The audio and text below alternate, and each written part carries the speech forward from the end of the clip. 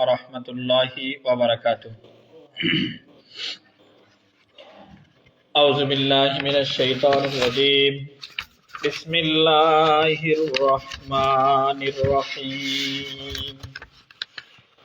সুবহানাল্লাযী আসরা বিআবদিহি লাইলাম মিনাল মাসজিদিল হারামি ইলাল মাসজিদিল আকসা الذي باركنا حوله لنريه من آياتنا إنه هو السميع البصير إن الله وملائكته يصلون على النبي يا أيها الذين آمنوا صلوا عليه وسلموا تسليما اللهم صل على مولانا محمد وعلى آل سيدنا شافينا محمد اللهم صل على سيدنا مولانا محمد وعلى آل سيدنا شافينا محمد الحمد لله। সমস্ত প্রশংসা আল্লাহ তাআলার জন্য যে আল্লাহ তাআলা আমাদেরকে পবিত্র রজব মাসের শেষ জুমা, একই সাথে আজকের যে রাত, এই রাতেই হবে শবে মেরাজের রাত। আজকে 26 তারিখ, 26 দিবাগত রাত তথা রাতটা 27-এর হবে। এই তারিখেই শবে মেরাজ। এই দিনে জুমার নামাজ আদায় করার উদ্দেশ্যে আল্লাহ তাআলা পৃথিবীর ভিতরে সর্বশ্রেষ্ঠ জায়গা মসজিদে আসার তৌফিক দিলেন। সে আল্লাহ তাআলার দরবারে কালিমাতে শুকরিয়া আদায় করছি, বলছি আলহামদুলিল্লাহ। রাসূল সাল্লাল্লাহু আলাইহি সাল্লামের শানে সংক্ষিপ্ত দরুদ ও সালাম পেশ করছি সাল্লাল্লাহু আলাইহি ওয়াসাল্লাম। রাসূল মুহাম্মদ সাল্লাল্লাহু আলাইহি সাল্লামের পুরো জিন্দেগিটা দুই ভাগ। রাসূল সাল্লাল্লাহু আলাইহি সাল্লামের পুরো জিন্দেগিটা দুই ভাগ। এক নম্বর, নবুয়তের আগের জিন্দেগি, নবুয়তের পরের জিন্দেগি। 1 থেকে 40 বছর পর্যন্ত এই সময়টা নবুয়তের আগের, আবার 40 থেকে 63 পর্যন্ত এই 23 বছর নবুয়তের পরের। নবুয়তের আগের জিন্দেগিটাও দুই ভাগ। 1 থেকে 40 এটা নবুয়তের আগের প্রথম ভাগ, এটা দুই ভাগ। 1 থেকে 16 বছর পর্যন্ত এই সময়টা বাল্যকাল, এই সময়টা এক ভাগ। আবার 16-17 বছর বয়সে হিলফুল ফুজুল নামক একটা সংগঠন রাসূল সাল্লাল্লাহু আলাইহি সাল্লাম তৈরি করেন। উদ্দেশ্য হলো, মক্কাতে জাহিলিয়াতের সময় যারা মানুষের সম্পদ লুটপাট করত, অন্যের হক মেরে খেত, মানুষের উপরে নির্যাতন করত, চুরি ডাকাতি রাহাজানি এগুলো করত, এগুলো থেকে মক্কার মানুষদেরকে, বিশেষ করে ব্যবসায়ীদেরকে যেন নিরাপত্তা দেওয়া যায়, মক্কাতে শান্তি আনা যায়, এর জন্য হিলফুল ফুজুল সংগঠন রাসূল সাল্লাল্লাহু আলাইহি সাল্লাম মক্কার কিছু মানুষদেরকে নিয়ে তৈরি করেন 17 বছর বয়সে। 17 থেকে 40 পর্যন্ত, এখানেও বয়স হলো 23 বছর। 17 থেকে 40, নবী হয় নাই, এই সময়টাও 23 বছর। এই সময়ে মক্কাতে রাসূল সাল্লাল্লাহু আলাইহি সাল্লাম শান্তি আনার জন্য এই সংগঠন তৈরি করেন হিলফুল ফুজুল। আবার নবুয়তের পরের যে জিন্দেগি 23 বছর, সেটাও দুই ভাগ। প্রথম ভাগ হলো মাক্কি জিন্দেগি, মক্কায় থাকাকালীন হিজরতের আগের সময়টা মাক্কি জিন্দেগি, সময় হলো 13 বছর। রাসূল সাল্লাল্লাহু আলাইহি সাল্লামের মাক্কি জিন্দেগি হলো 13 বছর। এরপরে রাসূল সাল্লাল্লাহু আলাইহি সাল্লাম মক্কার কাফেরদের অত্যাচার নির্যাতনের কারণে আল্লাহর হুকুমের মাধ্যমে, আল্লাহ তাআলার অনুমতি সাপেক্ষে গভীর রজনীতে আবু বকর রাদিয়াল্লাহু তাআলা আনহুকে সাথে নিয়ে মক্কা থেকে মদিনার পানে হিজরত করেন। আর হিজরতের মধ্য দিয়ে মাদানী জিন্দেগির সূচনা হয়। মাদানী জিন্দেগি 10 বছর। মক্কায় থাকলো 13 বছর, মদিনায় থাকলো 10 বছর, এই মিলে 23 বছর। এটা তার নবুয়তি জিন্দেগি। মক্কায় থাকাকালীন সময়ে মাক্কি জিন্দেগিতে আমরা যে বিষয়টা লক্ষ্য করি, নবাগত যারা নতুন ইসলাম গ্রহণকারী মুসলমান এদেরকে কাফেরেরা আবু জাহেল, আবুল আহাব, উতবা, সাইবা, ওয়ালিদ ইবনে মুগিরা এরা সবাই অত্যাচার করত, নির্যাতন করত। এ কারণেই হিজরত করতে বাধ্য হয়। আর এই চূড়ান্ত মুহূর্তেও, যেই মুহূর্তে আমরা দেখি হযরতে বেলাল রাদিয়াল্লাহু তাআলা আনহুর বুকের উপরে পাথর চাপা দেওয়া হতো, মরুভূমির উত্তপ্ত বালুর উপরে শোয়ায় রাখা হতো, খাব্বাব, খোবাইব, সুমাইয়া, আম্মার ইবনে ইয়াসার এইরকম সাহাবীদেরকে যখন শহীদ করা হলো, সেই মুহূর্তেই রাসূল সাল্লাল্লাহু আলাইহি সাল্লামকেও মাক্কি জিন্দেগিতে 3 বছর শিয়াবে আবি তালিবে বন্দী থাকতে হয়। আর এই সময়গুলোতে রাসূল সাল্লাল্লাহু আলাইহি সাল্লামের যখন দিন যাচ্ছিল ধীরে ধীরে, নবুয়তের প্রথম দিন থেকে একদিন, 2 দিন, 1 মাস, 1 বছর, 2 বছর, 3 বছর এরকম করে সময় যাচ্ছিল, কাফেরদের নির্যাতনের পরিমাণটাও বেশি হচ্ছিল। হইতে হইতে যখন চূড়ান্ত পর্যায়ে নির্যাতনটা পৌঁছে যায়, তখন রাসূল সাল্লাল্লাহু আলাইহি সাল্লাম সাহাবীদেরকে আবিসিনিয়ায় প্রথম হিজরত করান, অনুমতি দেন। এরপরে দ্বিতীয়বার মদিনায় চূড়ান্ত হিজরত করেন। রাসূল সাল্লাল্লাহু আলাইহি সাল্লাম এই 13 বছর মক্কায় থাকাকালীন সময়ে কাফেরদের অত্যাচারের যে মুখোমুখি হয় না, এই ব্যাপারটা এমন না। রাসূল মুহাম্মদ সাল্লাল্লাহু আলাইহি সাল্লামও কাফেরদের বিভিন্ন রকমের অত্যাচার, নির্যাতন এগুলোর মুখোমুখি হন, এবং সেই অত্যাচার, নির্যাতন কাফেরদের পক্ষ থেকে যেটাই আসতো রাসূলের উপরে, রাসূলের পক্ষ নিয়ে কাফেরদের মোকাবেলা করত 2 জন মানুষ। মক্কার কাফেরেরা যখন রাসূল সাল্লাল্লাহু আলাইহি সাল্লামকে বিভিন্নভাবে অত্যাচার, নির্যাতন, জুলুম করতেছিল, সেই সময় মক্কি জিন্দেগিতেই রাসূলকে সহযোগিতা করেন, রক্ষা করেন কাফেরদের অত্যাচার থেকে 2 জন মানুষ। একজন হলেন রাসূলের স্ত্রী খাদিজা, 2 নম্বর হলেন রাসূলের আপন চাচা আবু তালেব।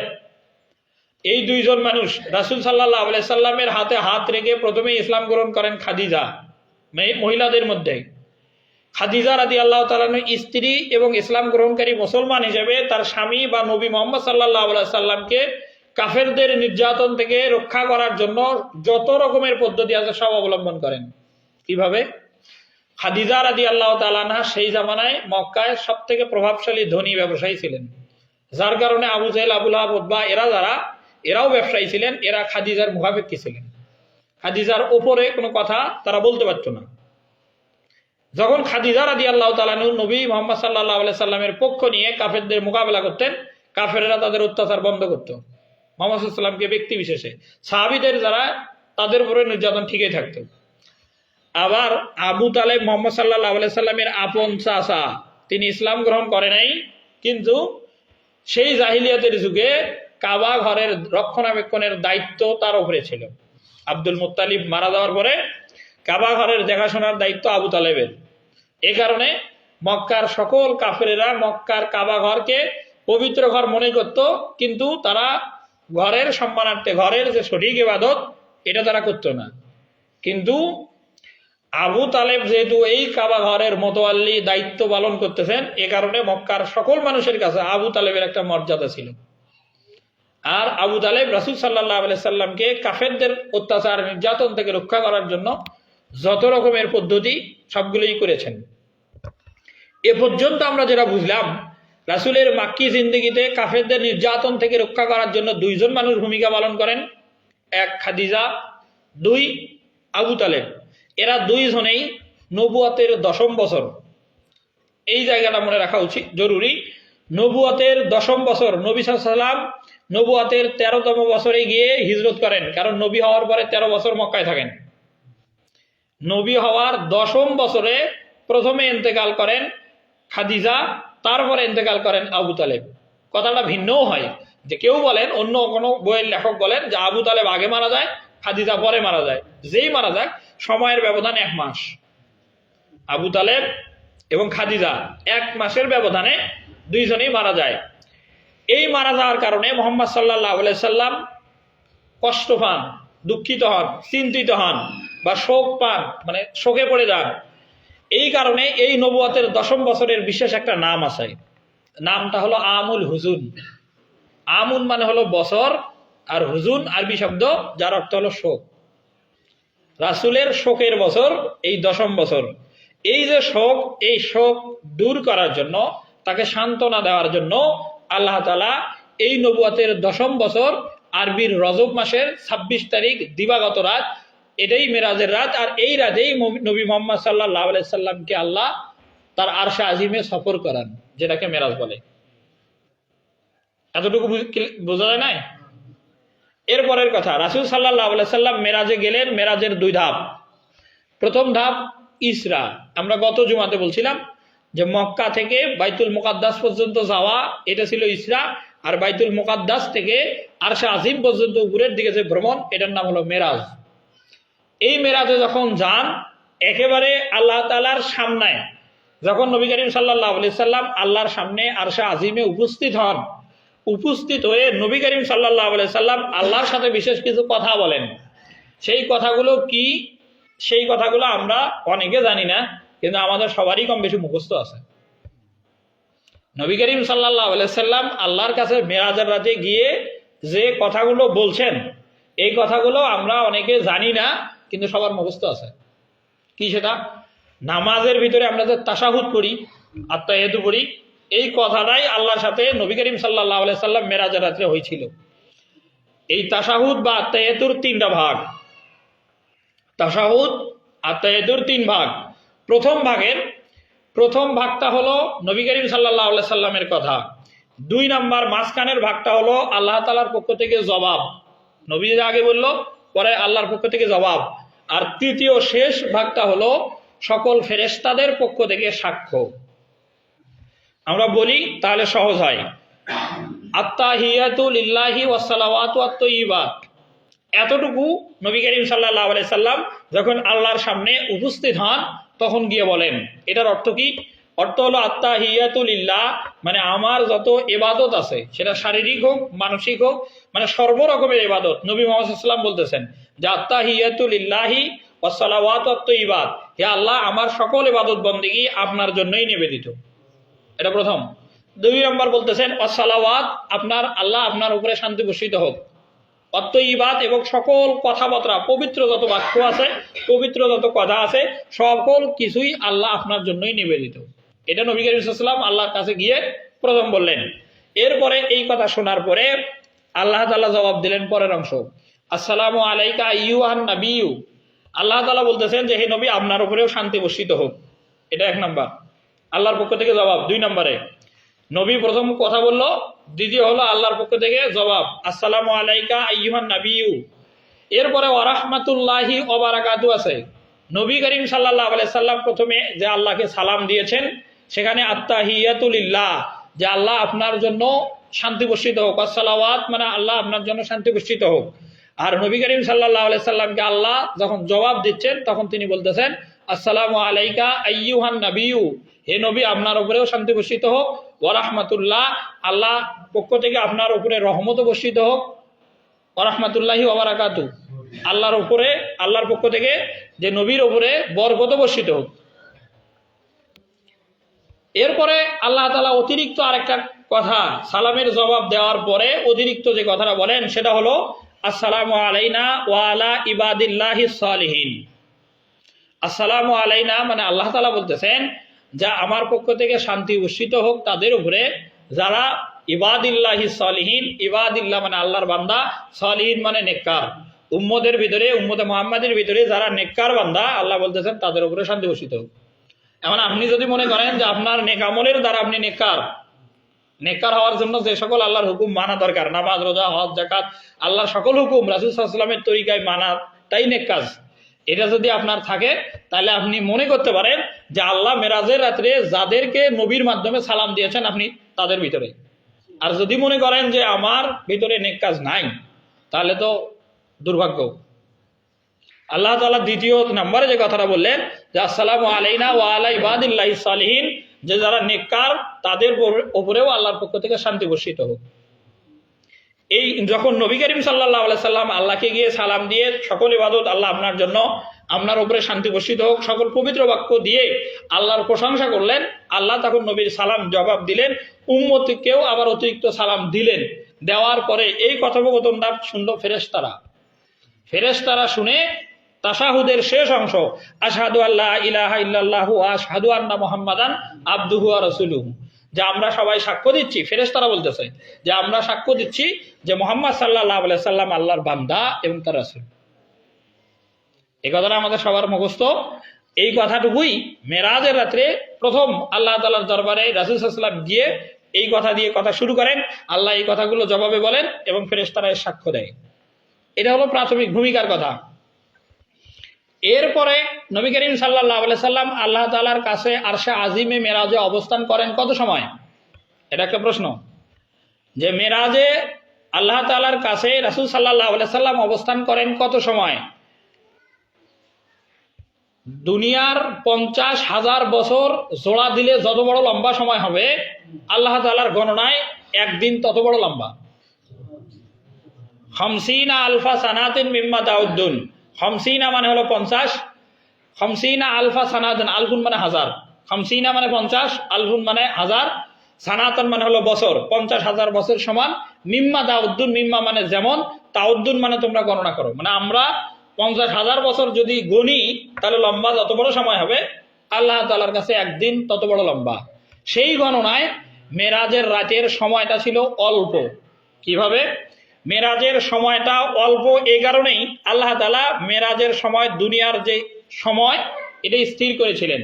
বর্তমান যে আপেক্ষিকতা আছে পদার্থবিজ্ঞান সায়েন্সের, এই আপেক্ষিকতায় বলা আছে সময়ের যে গতি তার চেয়ে যদি বাহনের গতি বেশি হয়, যে গাড়িতে চড়ে আপনি যাত্রা করতেছেন সেই বাহনটার গতি যদি সময়ের গতির চেয়ে বেশি হয়, 1 সেকেন্ড 2 সেকেন্ড 3 সেকেন্ড এরকম করে করে সময়ের যে গতি, এর চেয়ে যদি বাহনের গতি বেশি হয়, সময় তখন উল্টা পাশে বা পিছনের দিকে যায়। এই কথাটুকু কি বোঝা গেল?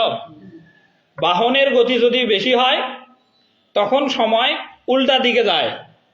এটা আপেক্ষিকতার 3য় নাম্বার পয়েন্টে কথা বলা আছে। আর রাসূলের মেরাজের যে বাহন দুইটা, প্রথম বাহন বোরাক, পরের বাহন রফরফ। বোরাক হলো একটা বিজলির মতো গতিসম্পন্ন বাহন। আলো যেমন যত দ্রুত যায়, বিজলি যেমন দ্রুত যায়, ঠিক অনুরূপ দ্রুত গতি সম্পন্ন বাহন হলো বোরাক। আর রফরফ এটা জায়নামাজ সাদৃশ্য বস্তু বা পালকি সাদৃশ্য বস্তু, এটা আরো বেশি দ্রুত গতির সম্পন্ন। এগুলো সময়ের গতির চেয়ে অনেক দ্রুত গতিতে যায়। এ কারণেই সময় তখন পিছনের দিকে ছিল, যার কারণেই মেরাজ থেকে ফিরে আসার পরে রাসূল সাল্লাল্লাহু আলাইহি সাল্লাম কয়েকটা জিনিস দেখেন। প্রথম, যে পানি দিয়ে ওযু করে মেরাজের যাত্রা শুরু হলো সেই পানি গড়িয়ে যাচ্ছিল। যে বিছানা থেকে তিনি উঠে মেরাজের জন্য যাত্রা শুরু করলেন সেই বিছানা যেমন উষ্ণ গরম ভাব ছিল, মেরাজ থেকে ফিরে এসেও ওই রকম উষ্ণ গরম ভাবেই পাইছিলেন। ঘর থেকে বের হওয়ার সময় যে সিটকিনি যেমন নড়তেছিল, মেরাজ থেকে ফিরে আসার পরেও ওই সিটকিনি নড়তেই ছিল। সময়ের চেয়ে বাহনের গতি অনেক দ্রুত থাকায় সময় পিছনের দিকে ঘুরেছিল, যার কারণে সবকিছু ওই আপন গতিতেই ছিল। আর মেরাজে আল্লাহ তাআলার কাছে রাসূলের যে সময় কাটানো, এটা দুনিয়ার সময় দিয়ে যদি মাপা হতো, আল্লাহ তাআলার সময় না বরং দুনিয়ার সময় হতো, তাহলে লম্বা হতো 27 বছর। তাহলে সময় হতো 27 বছর। এই সময় আল্লাহ তাআলার কাছে রাসূল সাল্লাল্লাহু আলাইহি সাল্লাম থাকলেন, কথা বললেন। এরপরে ফিরে আসার সময় নবী করিম সাল্লাল্লাহু আলাইহি সাল্লামকে আল্লাহ তাআলা বিষয় উপহার দিলেন 3টা। যখন মেরাজ থেকে ফিরে আসেন তখন উপহার দেন 3টা। 1 নাম্বার 5 ওয়াক্ত নামাজ। মেরাজে আল্লাহর পক্ষ থেকে উম্মতের জন্য দেওয়া উপহার 1 নম্বরে 5 ওয়াক্ত নামাজ, 2 নম্বরে সূরা বাকারার শেষ 2 আয়াত, 3 নাম্বার শিরিক মুক্ত যাদের ঈমান তাদের জন্য ক্ষমার ঘোষণা। প্রথম যে ঘোষণাটা ছিল আল্লাহর পক্ষ থেকে উপহার, সেটা হলো 5 ওয়াক্ত নামাজ। রাসূল সাল্লাল্লাহু আলাইহি সাল্লাম যখন মেরাজে আল্লাহ তাআলার কাছ থেকে ফেরত আসতেছিলেন, 6ষ্ঠ আসমানে মুসা আলাইহিস সালামের সাথে রাসূল মুহাম্মদ সাল্লাল্লাহু আলাইহি সাল্লামের দেখা হয়। এই যখন দেখা, মুসা আলাইহিস সালাম নবী মুহাম্মদ সাল্লাল্লাহু আলাইহি সাল্লামকে জিজ্ঞাসা করেন কি দিল? নবী করিম সাল্লাল্লাহু আলাইহি সাল্লাম বলছিলেন যে আমাকে 50 ওয়াক্ত নামাজ দেওয়া হয়েছে। মুসা আলাইহিস সালাম বলছিলেন যে আমার অভিজ্ঞতা থেকে বলি যে উম্মতেরা এটা সক্ষম হবে না আদায় করতে, আপনি আবার আল্লাহর কাছে ফিরে যান যাতে করে আল্লাহ নামাজ কমায় দেয়। এইভাবে পরপর প্রথমবারে যান 5 ওয়াক্ত কমায় দেয়, দ্বিতীয়বার যান আবার 5 ওয়াক্ত কমায় দেয়, এভাবে কমাইতে কমাইতে সর্বশেষ 5 ওয়াক্ত নামাজ যখন আসে তখন মুসা আলাইহিস সালাম আবারও বলেন যে আবারও যান 5 ওয়াক্তও পড়বে না। আসলে মুসা আলাইহিস সালামের অভিজ্ঞতাটা এমন বর্তমান সময়ের সাথে মিলে যায়। অনেকেই তো 5 ওয়াক্ত নামাজ পড়ে না। 5 ওয়াক্ত নামাজ পড়া সহজ মনে করেন, ব্যাপারটা এমন নয়। 5 ওয়াক্ত নামাজ জামাতের সাথে আদায় করা কঠিন। কোরআন শরীফে আছে এই কথা, সূরা বাকারা 44 নম্বর আয়াতে আছে, ওয়াইন্নাহা লাকাবীরাতুন ইল্লা আলাল খাশিন, যে নামাজ আদায় করা যথাসময়ে বিনয়ের সাথে একদম মনোযোগের সাথে স্থির হয়ে নামাজ আদায় করা কঠিন। ওয়াইন্নাহা মানে নিশ্চয়ই নামাজ আদায় করা, লাকাবীরাতুন মানে কঠিন, আর ইল্লা আলাল খাশিন যারা আল্লাহর জন্য বিনয়ী এদের ব্যাপারটা ভিন্ন। এই লোকগুলোই মাত্র পারবে, তাছাড়া সকলের জন্য নামাজ 5 ওয়াক্ত জামাতের সাথে বিনয়ে বিনম্রতার সাথে খুশুখুজুর সাথে মনোযোগের সাথে আদায় করা কঠিন। এই যখন মুসা আলাইহিস সালাম অভিজ্ঞতা, মুসা আলাইহিস সালাম বললেন যে 5 ওয়াক্তও আদায় করবে না। তখন রাসূল সাল্লাল্লাহু আলাইহি সাল্লাম বলেন যে লাকাদ ইস্তাহইয়াইতু, যে আমি আল্লাহর কাছে আবার যাব, নামাজ কমায় যাব, এটা আমার জন্য লজ্জার। এই 5 ওয়াক্ত নিয়ে ফিরে আসেন। আর দীর্ঘকাল পরে আল্লাহ তাআলা আয়াত নাযিল করেন, সূরা নিসা আয়াত আসছে, সূরা আনামে 160 নম্বর আয়াত, সূরা আনামের 160, মান জা বিল হাসানাতি ফালাহু আশরু আমসালিহা, মান মানে যিনি, যা মানে আদায় করে, হাসানাতুন মানে হলো নেকির কাজ, ফালাহু আশরু আমসালিহা, একটা নেকির কাজ করলে আল্লাহ তাকে 10টার সমান সওয়াব দেয়। তাহলে কেউ যদি দৈনিক 5 ওয়াক্ত নামাজ আদায় করে তাহলে আল্লাহ তাআলা তাকে আমল নামায় 50 ওয়াক্ত নামাজের সওয়াব দান করবেন। এই 5 ওয়াক্ত নামাজ আল্লাহর পক্ষ থেকে মেরাজের রাতে নবী মুহাম্মদ সাল্লাল্লাহু আলাইহি সাল্লামকে দেওয়া প্রথম উপহার। 2 নম্বর উপহার হলো যে সূরা বাকারার শেষ 2 আয়াত। হাদিস বুখারী শরীফে আসছে যে কেউ যদি রাত্রেবেলা শোয়ার সময়, এই যে আমানার রাসূল এখান থেকে শুরু করে শেষ পর্যন্ত, যে এই সূরা বাকারার শেষের 2টা আয়াত যদি রাত্রেবেলা ঘুমানোর আগে পাঠ করে ঘুমায়, ওই রাতটার জিম্মাদারি ওই বান্দার জন্য আল্লাহ নিয়ে নেয়। আপনি যদি 2 আয়াত পাঠ করে ঘুমান, আপনার জিম্মাদারি, আপনার সকল কিছু রক্ষণাবেক্ষণ করার দায়িত্ব আল্লাহ নিজে নিয়ে নেবে। এই হাদিসটার 2টা ব্যাখ্যা। প্রথম ব্যাখ্যা হলো যে কোরআন মাজিদের সবথেকে বড় সূরা হলো সূরা বাকারা। যখন আপনি রাত্রেবেলা ঘুমাতে যাচ্ছেন সূরা বাকারা তেলাওয়াত করতেছেন, তার মানে কোরআন শরীফ আপনি তেলাওয়াতের মাধ্যমেই আপনার দিনটা শেষ করলেন। আল্লাহর কালামের সাথেই সর্বশেষ। আর কোরআন শরীফের কথাগুলো যখন আপনার জবান দিয়ে উচ্চারণ হয়, ব্যাপারটা এমন যে আপনার মুখ দিয়ে আল্লাহর কথাটাই বেরোচ্ছে। আর শেষ কথা, ঘুমানোর পূর্ব মুহূর্তে যদি আপনি এই আয়াত 2টা পাঠ করে তথা আল্লাহর কালাম পাঠ করে করেই ঘুমান, তাহলে আল্লাহর কথাই যেহেতু শেষ কথা আপনার দিনের বা ঘুমানোর আগেও ছিল, এ কারণে আপনার জিম্মাদারি আল্লাহ নিয়ে নেয়। আর দ্বিতীয় ব্যাখ্যা হলো যে সূরা বাকারার শেষ আয়াত 2টা যারা পড়ে, শয়তান তাদের কোনো ক্ষতি করতে পারে না। এটা হলো রাসূল সাল্লাল্লাহু আলাইহি সাল্লামকে মেরাজে দেওয়া দ্বিতীয় উপহার, যে সূরা বাকারার শেষ 2 আয়াত। এটা একটা নূরের মতো। ভিন্ন হাদিসে বলা আছে সূরা বাকারার শেষ 2 আয়াত হলো নূরের মতো। যে ব্যক্তি এটা নিয়মিত পাঠ করে তার জন্য এটা পরকালে আল্লাহ তাআলার কাছে নূর আকারে উপস্থাপিত হবে এবং পাঠকারীর জন্য সুপারিশ করবে। এরপরে 3য় নাম্বার যে কথা, নবী করিম সাল্লাল্লাহু আলাইহি সাল্লামকে তৃতীয়বারে মেরাজের 3য় যে বস্তু উপহার হিসেবে আল্লাহ তাআলা দিয়েছেন সেটা হলো শিরিক মুক্ত ঈমান যাদের, তাদের জন্য ক্ষমার ঘোষণা, যাদের আমলের ক্ষেত্রে শিরক নাই। সূরা জুমার এটা 39 নম্বর সূরা। এই সূরার 65 নম্বর আয়াতে আল্লাহ তাআলা বলছেন যে লাইন আশরাকতা লা ইয়াহবাতান্না আমালুক ওয়া লা তাকুনান্না মিনাল খাসিরিন। লাইন আশরাকতা মানে যদি আপনি শিরক করেন, লা ইয়াহবাতান্না আমালুক মানে আল্লাহ আপনার আমলগুলো বরবাদ করে দিবে, ওয়া লা তাকুনান্না মিনাল খাসিরিন এবং আপনি ক্ষতিগ্রস্ত হবেন। ক্ষতিগ্রস্ত হওয়ার ব্যাখ্যা হলো আপনি যত ভালো আমল করছেন কিছু মাঝখানে শিরক আছে, ভালো আমলগুলো বরবাদ হলো শিরকের কারণে, আর যখন বরবাদ হয়ে গেল তখন আপনি হয়ে যাবেন আমল শূন্য।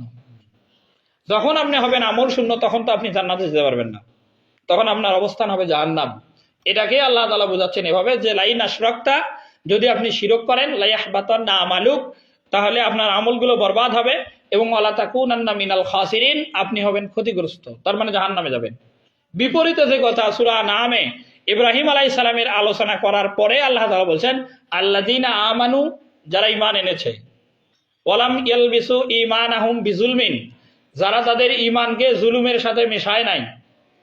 এই আয়াত নাজিল হওয়ার পরে রাসূলের সাহাবী আব্দুল্লাহ ইবনে মাসউদ রাদিয়াল্লাহু তাআলা বলেন রাসূলকে, আইয়ুনা লাম ইয়াজলিম, আমাদের মধ্যে এমন কে আছে যে জুলুম করে নাই?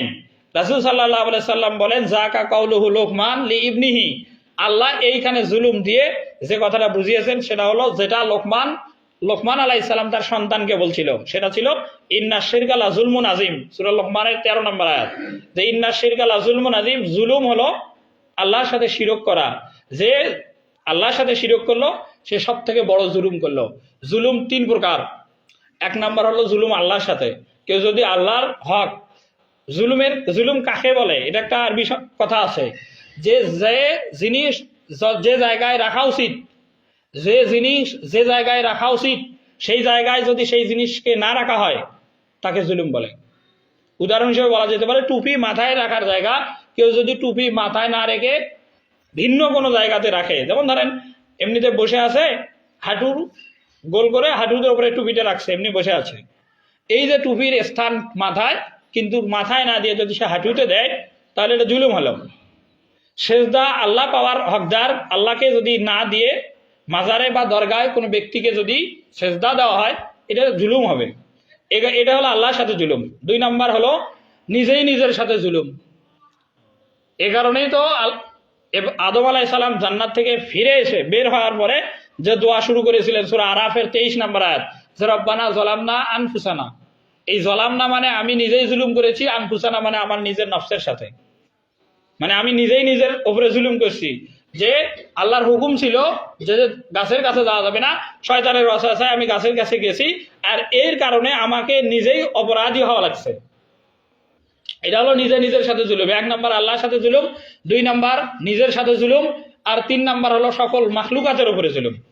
আমি আপনার উপরে জুলুম করলাম, আপনি আমার উপরে জুলুম করলেন, এটা হলো মাখলুকাতের সাথে জুলুম। এটা 3 প্রকার, মানে 3 নম্বর। আমরা শুধুমাত্র জুলুম বলতে একজন মানুষ আরেকজন মানুষকে জুলুম করলো এটা বুঝি। জুলুম আল্লাহর সাথে 1 নম্বর, 2 নম্বর নিজের সাথে, 3 নম্বর হলো সকল মাখলুকাতের সাথে। আর লোকমান আলাইহিস সালাম যেটা বুঝিয়েছেন সেটা আল্লাহ তাআলা বলতেছেন যে আল্লাযীনা আমানু, যারা ঈমান এনেছে, ওয়ালাম ইয়ালবিসু ঈমানাহুম বিজুলমিন, ঈমানকে জুলুমের সাথে মিশায় নাই, তার মানে শিরকের সাথে মিশায় নাই, লাহুম আমনু, এই লোকগুলো নিরাপদ। কি থেকে নিরাপদ? জাহান্নাম থেকে নিরাপদ। যাদের ঈমান আছে, ঈমান জুলুমের সাথে মিশে নাই, এই লোকগুলো জাহান্নাম থেকে নিরাপদ। এবং অহুম মুহতাদুন, এরা হেদায়েত প্রাপ্ত। যাদের শিরক নাই, যাদের ঈমান শিরক মুক্ত, আল্লাহ তাদেরকে ক্ষমা করবেন। সূরা নিসায় 2টা আয়াত আছে, একটা হলো 48 নম্বর আয়াত আর একটা 116 নম্বর আয়াত।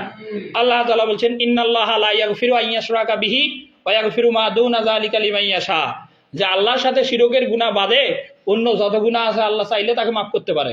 মানে মাফ করবে এটা বলে নাই, কিন্তু বোঝার বিষয় আছে।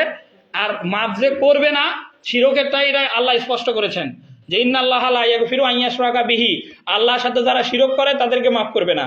ওয়া ইয়াগফিরু মা দুনা যালিকা লিমান ইয়াশা, এছাড়া অন্য গুনাহ যাকে খুশি মাফ করতে পারে। অন্যর ব্যাপারে অপশন আছে অন্য গুনার ক্ষেত্রে, কিন্তু শিরিকের ব্যাপারে কোনো অপশন নাই। এ কারণে যাদের ঈমান শিরিক মুক্ত হবে আল্লাহ তাআলা তাদেরকে ক্ষমা করবেন। মেরাজের রাত্রে রাসূলকে আল্লাহ তাআলা যে উপহার হিসেবে 3টা বিষয় দেন, প্রথম হলো 5 ওয়াক্ত নামাজ। যাদের 5 ওয়াক্ত নামাজ আদায় হবে, রাসূল সাল্লাল্লাহু আলাইহি সাল্লাম হাদিসে বলছেন, মিশকাত শরীফের হাদিস, যে আউয়ালু মা ইউহাসাবু বিহিল আবদু ইয়াউমাল কিয়ামাতিস সালাত, কিয়ামতের দিনে আমলের ব্যাপারে প্রথম হিসাব হবে নামাজের। ফাইন সালুহা সাইরু আমালিহি, যদি নামাজের হিসাব লোকটা ঠিক দিতে পারে, সালুহাত সাইরু আমালিহি, বাকি আমলের গুলাও হিসাব তার জন্য সহজ করা হবে। আর ওয়াইন ফাসাদা সাইরু আমালিহি, যদি নামাজের হিসাব সে গড়মিল করে ফেলায়, নামাজের হিসাব সঠিক দিতে না পারে, তাহলে বাকি আমলের হিসাবও সে গড়মিল করে ফেলাবে, হিসাব দিতে পারবে না। মাঝখানে বুখারী শরীফের প্রথম খণ্ডের একেবারে মাঝের দিকে হাদিস আসছে যে মান হুসিবা, আল্লাহ যার হিসাব নেবে, সেটা নামাজের হোক, রোজার হোক, যাকাতের হোক, যে কোনো আমলের যদি হিসাব আল্লাহ নেয়, উজ্জিবা, ওই লোকটার কপালে আযাব আছে। কারণ হিসাব দিয়ে কেউ জান্নাতে যেতে পারবে না। জান্নাতে যেতে হবে আল্লাহ তাআলার রহমতে, নেক আমল মাধ্যম থাকবে একটা ওসিলা হিসাবে। নেক আমল থাকবে একটা ওসিলা হিসেবে, তবে নেক আমল বাদ দিয়ে আল্লাহর রহমতের আশা করা যাবে না। তো মেরাজের রাতে আল্লাহর পক্ষ থেকে রাসূলকে দেওয়া 3 উপহার, প্রথম 5 ওয়াক্ত নামাজ, 2 বাকারা সূরার শেষ 2 আয়াত, আর 3 হলো শিরিক মুক্ত ঈমান যাদের, তাদের জন্য ক্ষমার ঘোষণা। আল্লাহ তাআলা মেরাজের রাতের পাওয়া 3 উপহার আমাদের বাস্তব জীবনে আমল তথা 5 ওয়াক্ত নামাজ যথাযথভাবে যেন আমরা আদায় করতে পারি, একই সাথে 2 নাম্বার সূরা বাকারার শেষ 2 আয়াত যেন নিয়মিত আমল করতে পারি, এবং শিরিক মুক্ত ঈমান এবং আমলের ক্ষেত্রে রাসূলের অনুকরণ করার তৌফিক আল্লাহ তাআলা আমাদের সকলকে দান করুক। সকলে বলি আল্লাহুম্মা আমিন।